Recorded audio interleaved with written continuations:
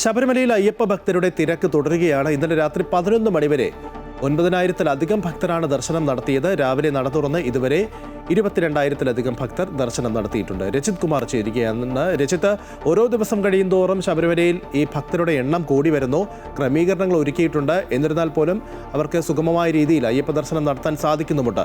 ഇന്നും ഈ ഭക്തരുടെ എണ്ണത്തിൽ വലിയ വർധനവ് തന്നെയല്ലേ പ്രതീക്ഷിക്കുന്നത്? ലിജിൻ, ശബരിമലയിൽ മകരവിളക്കിന് നട തുറന്നതിന് ശേഷം അയ്യപ്പ ഭക്തരുടെ തിരക്ക് ഒരേ രീതിയിൽ തന്നെ തുടരുന്നു എന്നാണ്. കഴിഞ്ഞ ഒരാഴ്ചയായി 90,000-ഓളം അയ്യപ്പ ഭക്തർ, അത് കഴിഞ്ഞ 4 ദിവസമായി 1,00,000-ന് മുകളിലേക്ക് അയ്യപ്പ ഭക്തരുടെ ദർശനത്തിനെത്തുന്ന അയ്യപ്പ ഭക്തരുടെ തിരക്ക് തുടരുന്നു എന്നാണ്.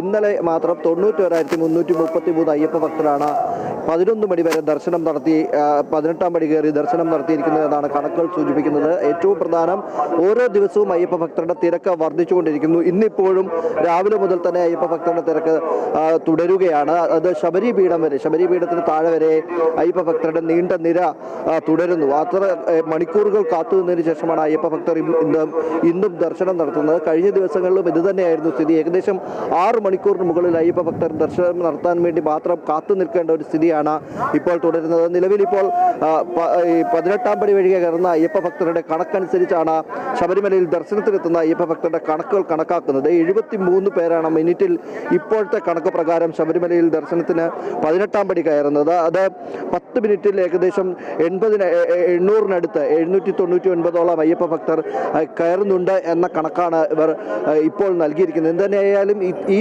കയറുന്ന ആളുകളുടെ എണ്ണം അനുസരിച്ചായിരിക്കും ശബരിമലയിലെ തിരക്ക് നിയന്ത്രിക്കുന്നത് തന്നെ ഉണ്ടാവുക.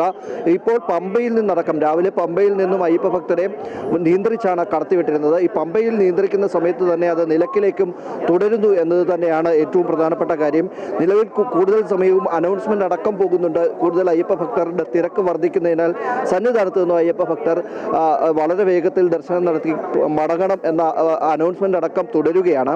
അത്തരത്തിൽ ശബരിമലയിൽ ദർശനത്തിനെത്തുന്ന അയ്യപ്പ ഭക്തരുടെ തിരക്ക് വർദ്ധിച്ചു തന്നെ തുടരുന്നു എന്നതാണ് ഏറ്റവും പ്രധാനം. നിലവിലിപ്പോൾ ഈ ഒരു അയ്യപ്പ ഭക്തരുടെ തിരക്ക് തുടരുക തന്നെ ചെയ്യും. ഒരുപക്ഷെ മകരവിളക്ക് വരെ ഈ രീതിയിൽ തുടരാൻ തന്നെയാണ് സാധ്യതയുള്ളത്.